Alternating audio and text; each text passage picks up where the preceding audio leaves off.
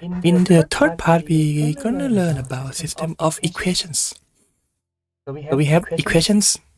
It's just a single. We have an equation, which is a single equation. And whatever you have on the left and on the right hand side.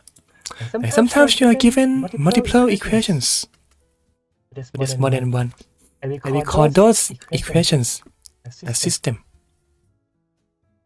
So in this case, this system of equations consists of two separate equations that are related somehow. But first, why do we need a system of equations?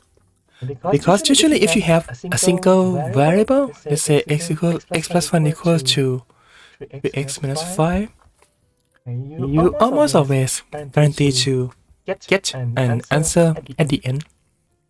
X equals to something. But the reason we need a system of equations is that sometimes we have an equation where there are more than one variables.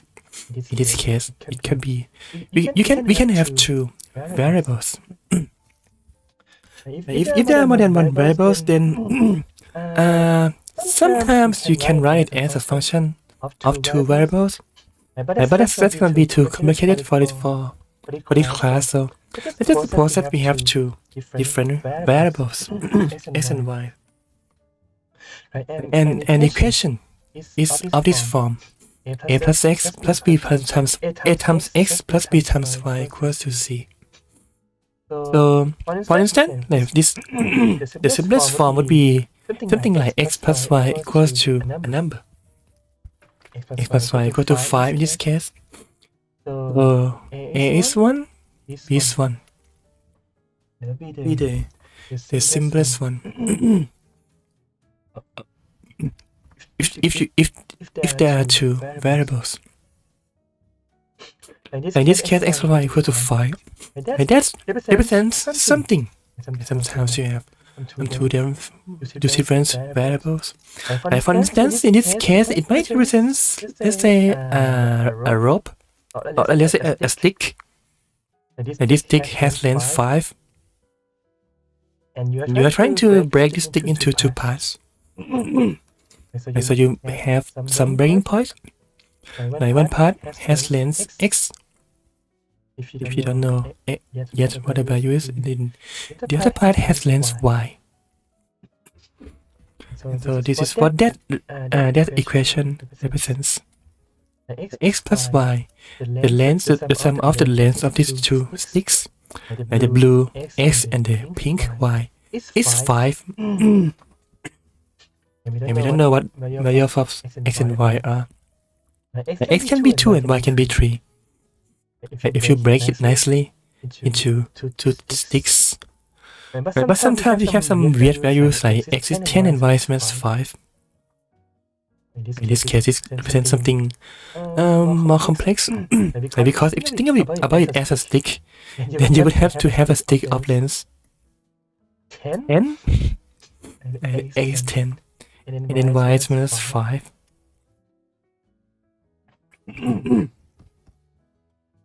Something weird could happen. But in this case, two numbers add up to 5. Each of them can be anything.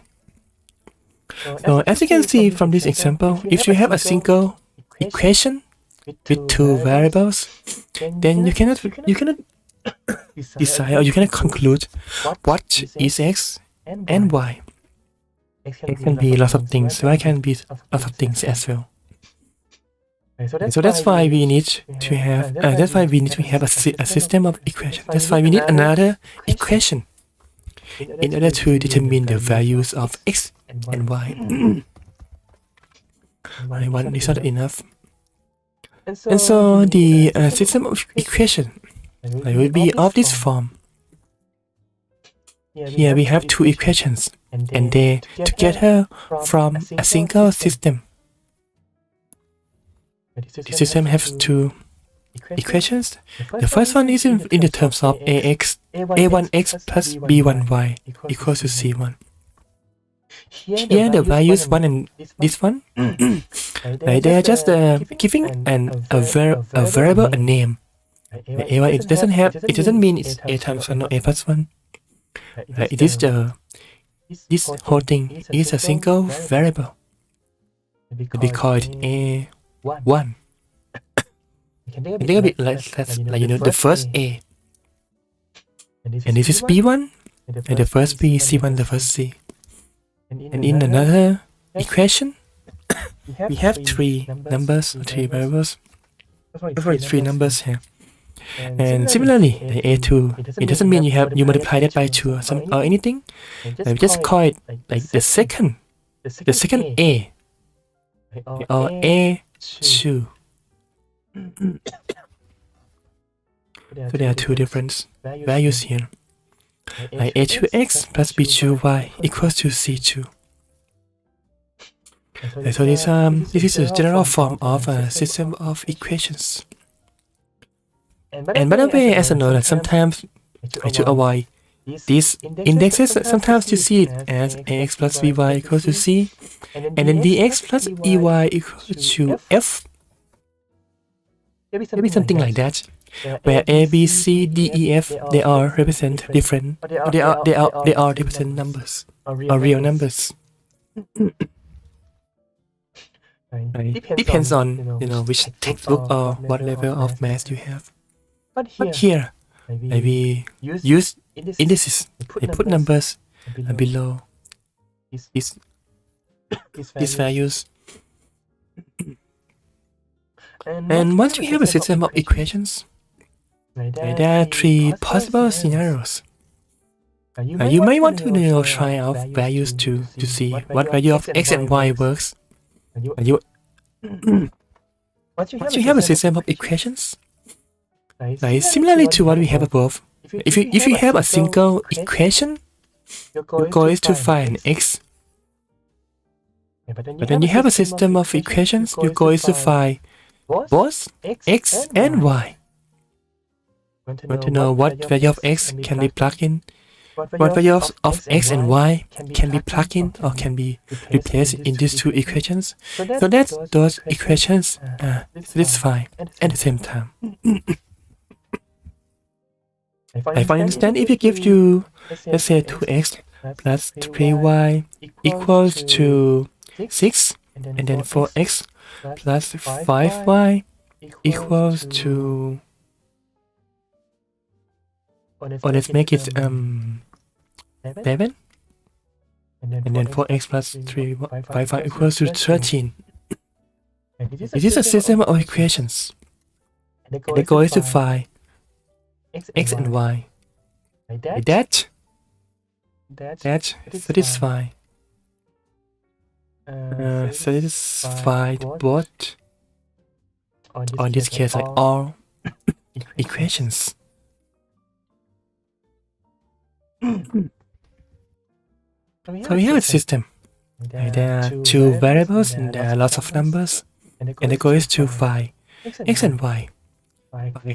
What values should we put into each variable such that they satisfy both the first equation and the second equation? You can try stuff. Like for instance, if you try x equals to 1 and y equals to 3, that won't work, because 2 times 1 plus 3 times 3 is what? 11? So that doesn't work for the first equation. Of course, you can just keep trying. You can do it by trials and errors if you have enough time to do so. Just keep trying. But yeah, the better way is to solve it systematically. So you're given these informations, these two sets of information, and you deduce and try to manipulate them, and eventually, hopefully, we can get the answer or the solution out. But before we can get the solution out, we have to make a note here that there are three scenarios. If you are given a system of equations, but it doesn't always guarantee you that you can solve them. There are actually three possible scenarios here. First, it is possible that there is no solution. So that there is no solution. For instance, if you are given x plus y equals to 5 and then x plus y equals to 7, then it is clear that no matter what values of x and y you find or you put it in here, it is not going to satisfy both equations at the same time. So in this case, it is impossible. Or in math term, we say, oh, there is no solution. Is it impossible to find a solution? So there is no solution at all. The next one is what we wish to find. Is that there is exactly one solution. There's a single x and a single y that together would satisfy both equations at once. In this case, we will say x is something and y is something. And this is where what we wish to find. And sometimes it is possible that there are more than one solution.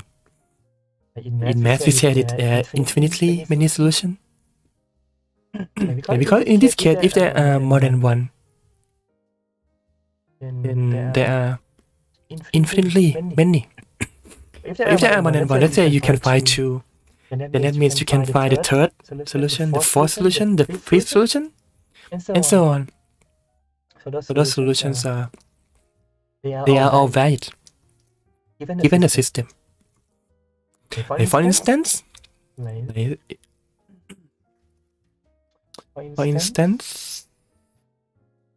if I give you a system, let's say the system I give you is x plus y is 2 and 2x plus 2y is 4. This is an example of a system where this is no solution. Is there solution? And this is a case where there are more than one solution. More than one solution. And if you have a system of linear equations, linear functions, like what we have above, then this more than one implies infinite. Infinite number of solutions, or infinitely many solutions. And I think we don't go over that. But just in case, sometimes you may encounter this kind of situation. Maybe I should go back and show you why there are infinitely many solutions. For instance, I can get x equals to 1 and y equals to 2. Oh, sorry. X is 1 and y is 1. If you plug that into the first equation, you get 1 plus 1 equals to 2. Oh, that works. Nice. If you plug that into the second equation, you get 2 plus 2 equals to 4. Oh, that's nice. So that's a solution. But you can also plug in x equals to 0 and y equals to 2 into both equations. X is 0, y is 2, 0 plus 2 is 2. Oh, that's nice. X is 2, x is 0, y is 2. 0 plus 2 times 2, which is 4. 0 plus 4 is 4. Oh, that's nice. That works. And you can see now there are two different solutions. And if there are two, if there is more than one, then you can generate it as many solutions as you want. And you may notice that in this case, there is something going on with these two equations. You may notice that, oh, actually these two equations are the same.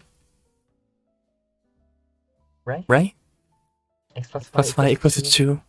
If you multiply 2 on both sides, you get 2x plus 2y equals to 4.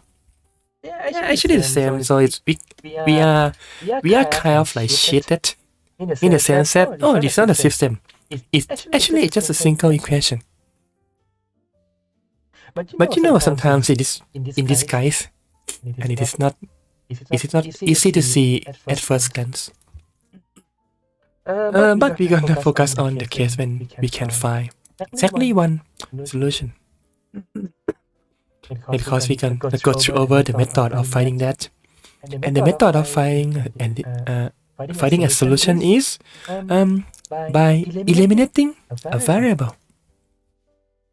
So what we are doing here is similar to what we have before. So we're gonna move things around and try to subtract things. But here we have let's say more fancy way to achieve that. For instance, let's give a very simple system of equation. X plus y equals to 4, x minus y equals to 2.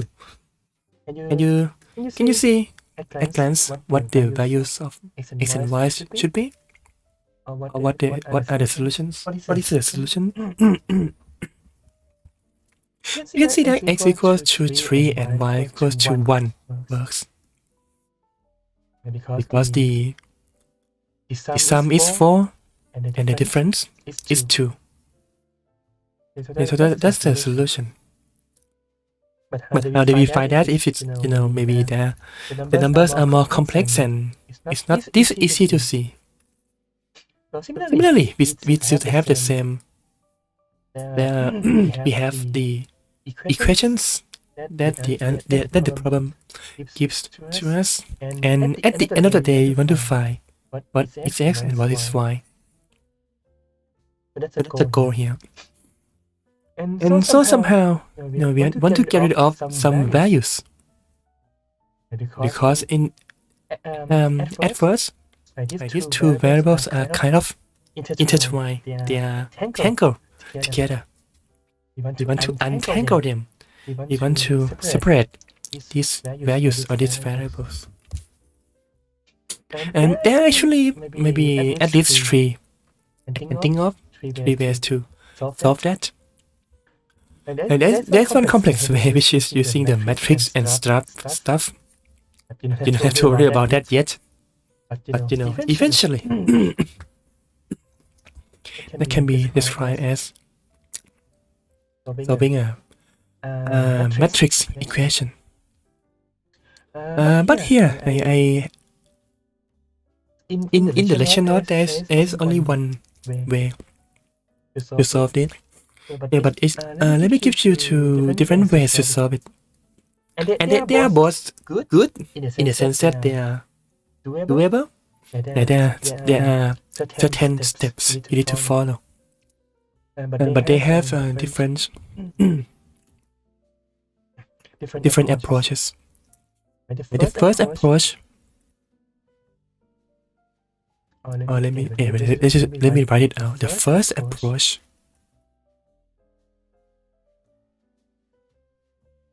I think this is what people are taught most commonly. Is that using this one, we eliminate a variable. So we have two equations. So suppose we want to get just an x. At the end, we want to get an x. So somehow we want to get rid of y from these 2 equations. We want to get rid of y.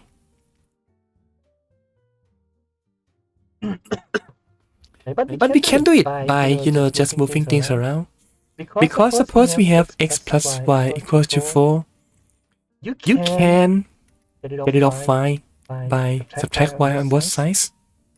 But you can see that at the end, you still have y on the right hand side. Okay, this is actually the second approach. I will go over that in a second.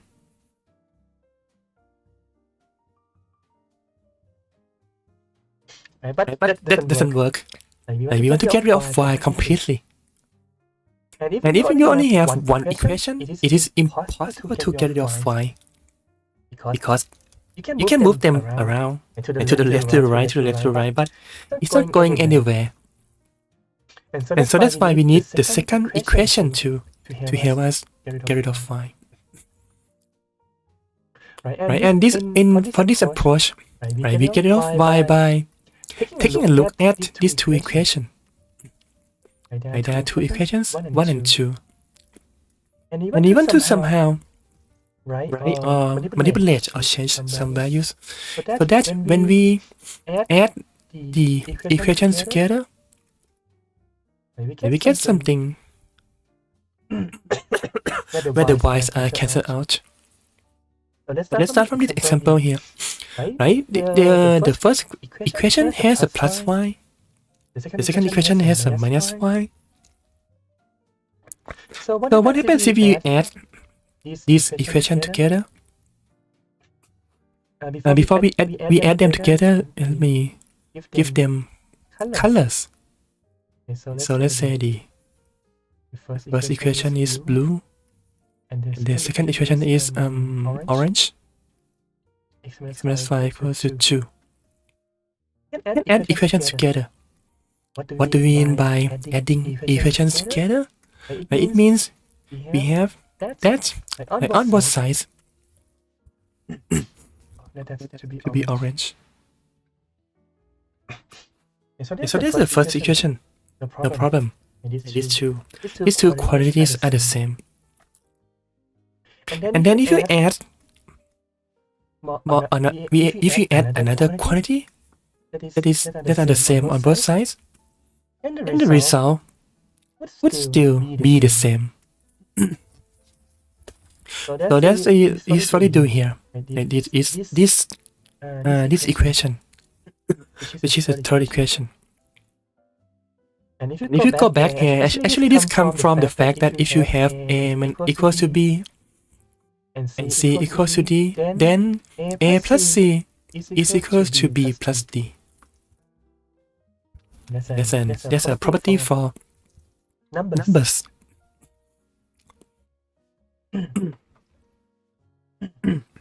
We don't actually add the same numbers per se, but we add the same quantities C and D on both sides. You add C on one side, you add D on another side, then the result still holds. The results are still the same. And yeah, we can use that property to generate this equation.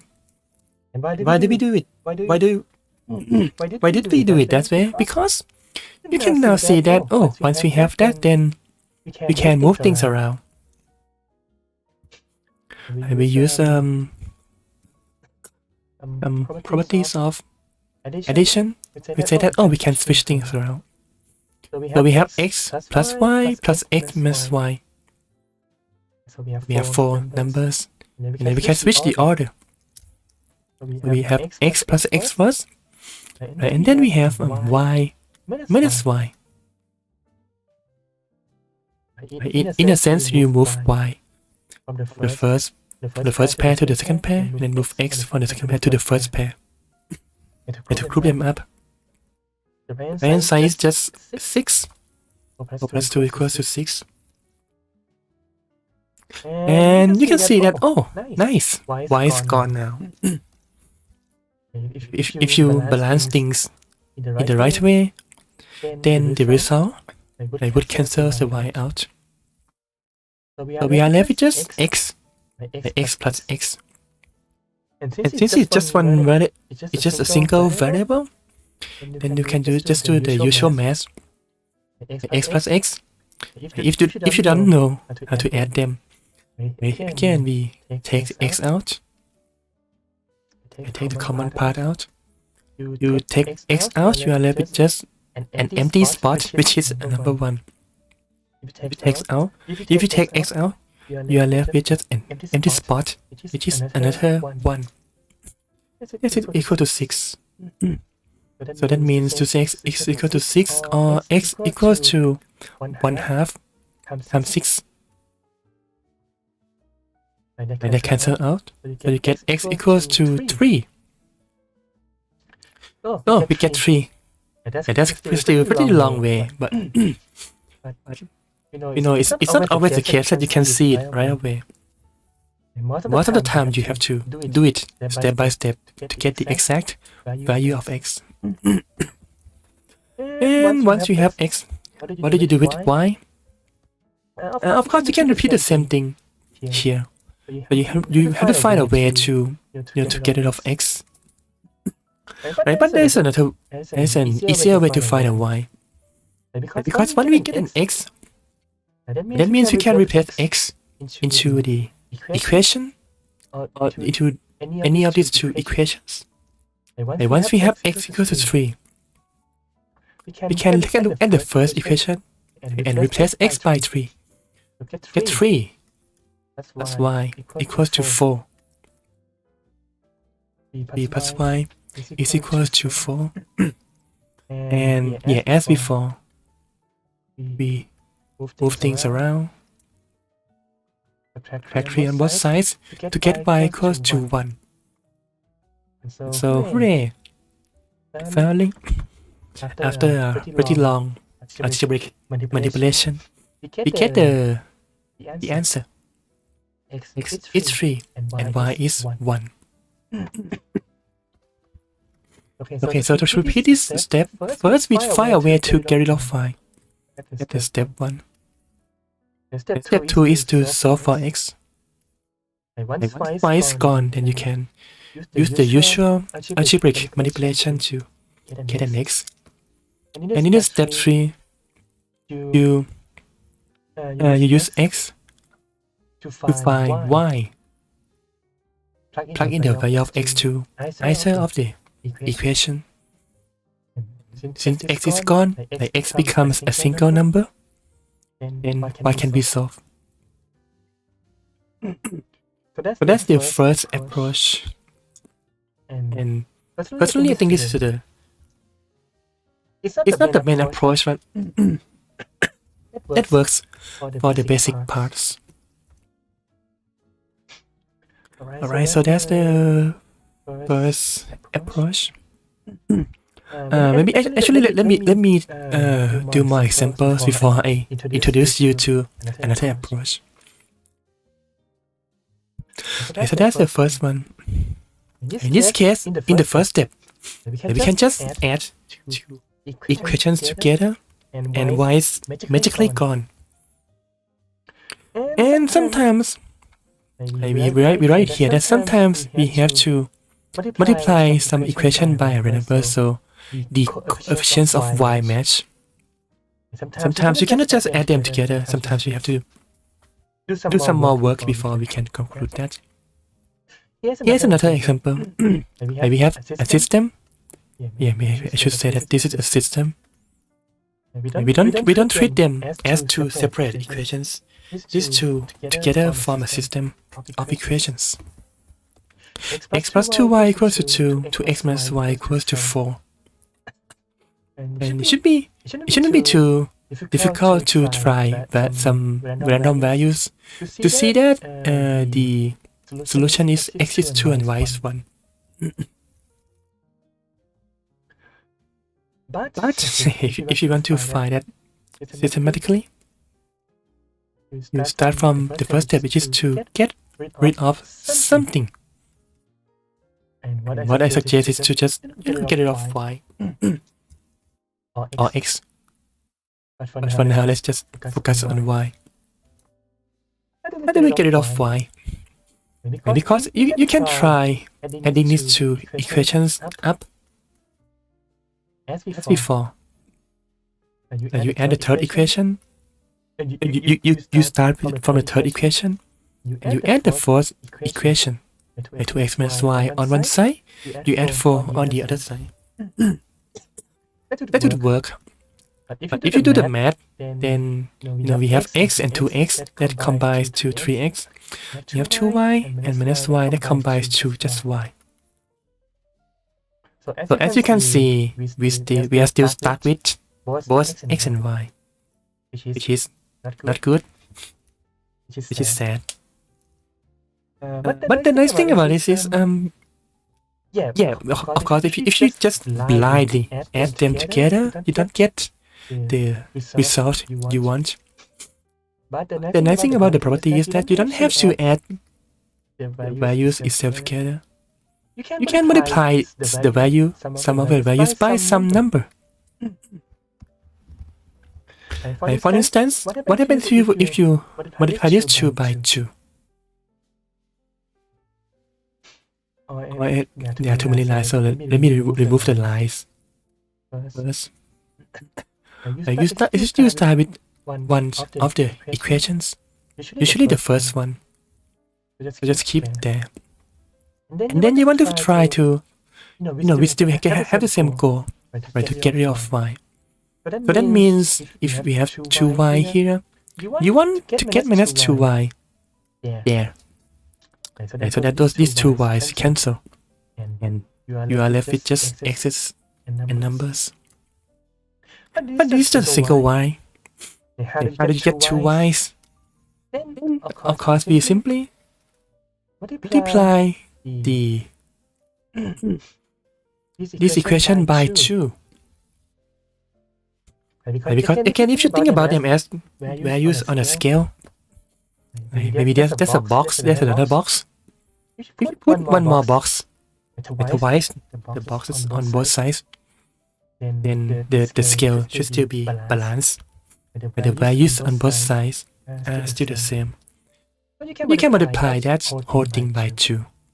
And what my mean is, you get 2 times 2x plus y, which is on the left hand side, and then 2 times 4, which is on the right hand side.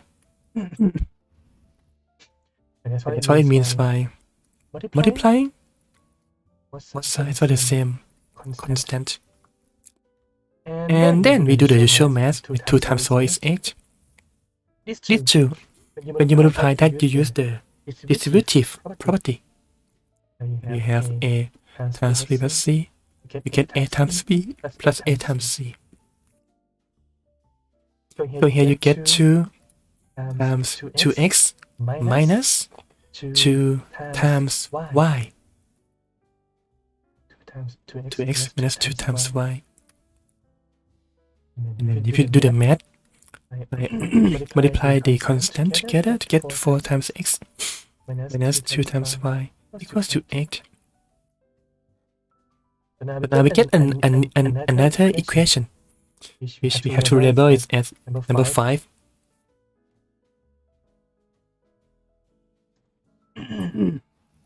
Right now we are ready to go back to the previous step. Let's make it, actually let's make it green, make it different. And now we can add the equation 3 and 5 together. And hopefully the y's are cancelled out. So you get x plus 2y equals to 2. That's far from the original equation in the system. And we have another equation that we change to be 4x minus 2y plus 8. So again, you have two numbers. We have two pairs of numbers that are the same. We can add them on both sides to get a new equation. And here we can finally arrange things out to get x and 4x, and I add them together in the same parentheses, and then we have 2y and then minus 2y, and we add them together in another parenthesis equal to 10. And finally, yeah, this y now cancel out. We are left with just the x plus 4x. And we can factor out the x. I take x from both terms. We take x from x, you are left with just 1. We take x from 4x, you are left with 4. So that's what you have. And finally, that should give you a 5. That shouldn't be an arrow. Yeah, I need more space there. So move everything down. Nice. 10. We have 5 times x equals to 10. 1/5 times 5x equals to 1/5 times 10, which is x equals to 2. So finally we get the answer equals to 2. And actually this should be the second step, which is to solve for x Now we get an x, then we get half the solution. We still have to get to use x to get y. In the value of x in one of the equations to get y. So you can plug this x into the equation 3. Oh, my bad. We just use the square because these are not equations. Use that x that we just got to get a y. So we can use this equation x plus 2y. The equation x plus 2y is equal to 2. And once we replace x by 2, this is what we already know.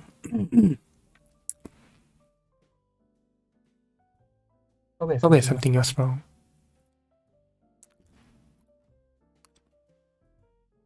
Oh, my bad. That should be 0. I was wrong like 10 minutes ago. But here anyway. It should be 0. So once you have that, right then you can usually solve for y. 2 plus 2y equals to 2. 2 plus 2y minus 2 equals to 2 minus 2. This cancel out. This cancel out. You are left with just move that virtual down. You are left with 2 times y equals to 0. Everything on the right hand side is gone. Then 1/2 times 2 times y equals to 1/2 times 0. To cancel out to get you a y. These two cancel out, you get a y. The right hand side we have 0 divided by 1/2 or 1/2 times 0. And we know 0 times anything is 0. So that's the second half of the solution. Therefore, we can conclude now that the solution is x equals to 2 and y equals to 0. These two values together form a single solution. X is 2 and y is 0. And just in case sometimes sometimes you don't want to write as two separate sentences because it seems as if x equals to 2 is one solution and y equals to 0 is another solution. It's a separate solution. It might seem that way. Right, so to avoid confusion, sometimes we write as a single pair of numbers. Like this pair represents a single solution. And they need to be paired together. In this case, we can write that the pair xy must be 2 and 0. So now, you see, oh, that's a single solution. This is the solution when x is 2 and y is 0. So that's how you solve a system of equations. You see the first approach, which is following 3 steps. Get rid of a y, solve for x, and then use x to get a y.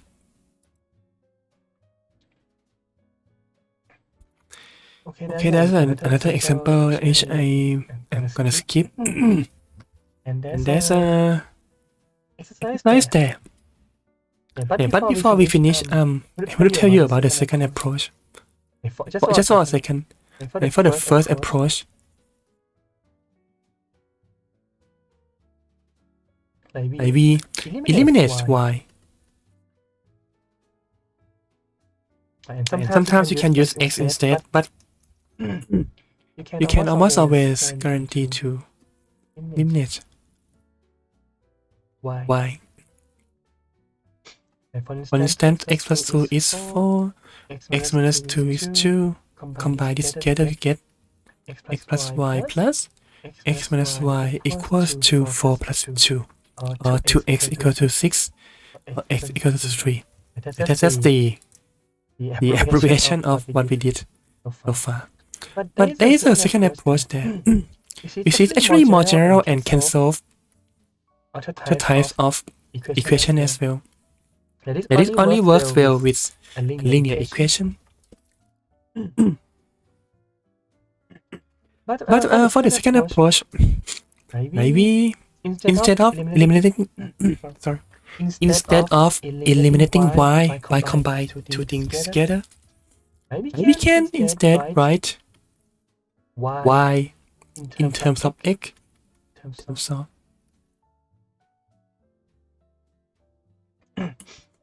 and what do you mean by that is, so we start from x plus 1 equal to 4. We start from a single equation. When we write y in terms of x, that means we need to use some kind of manipulation to get y equals to 4 minus x. If we subtract x on both sides, they are gone and you get that. That's the first step. Then, what you would do here is you use or you substitute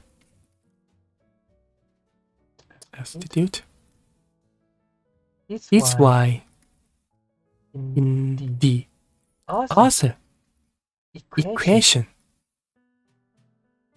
Okay, so this would be the first equation. You write y in terms of x. So you have y, just y alone on one side, and you have everything else on the other side.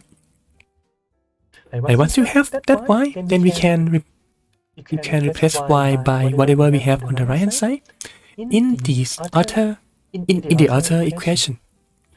So what we mean by that is, for the other equation, we have x minus y equals to 2. And what we do here is we substitute y by this value. So y equals to 4 minus x. So we write y equals to 4 minus x in this equation. And what we accomplish is that we immediately get rid of y. Y is now gone because we have x, and then we have another x. So once y is gone, then this equation is just a simple linear equation that we can use plus add addition, subtraction, division, multiplication to just solve them. This is another way to eliminate y. And if you continue that, then you have to distribute that inside. And once you have a minus and then parentheses where there are more than one terms, and then you have to distribute that minus to all the terms. And that goes to minus 4 to get minus 4, and that also goes to minus x to get minus x. And this is where you use another property to get a plus. And again, just do the math. X plus x equals to 2 plus 4. You add 4 on both sides so that they are cancelled. X plus x becomes 2x. 2 plus 4 becomes 6. And finally we get x equals to 3, which is the same answer as what we got before. So yeah, just an outline of how we can use another approach. Which and I think some of you may have used this all your life, depending on where you got this method from. But both approaches work fine. Just that second approach is more general, in the sense that you can also use this to solve the non-linear equation, which we are not going to go over that yet. But for now, that's how you solve a system of equations in two different ways. Alright, see you in next part.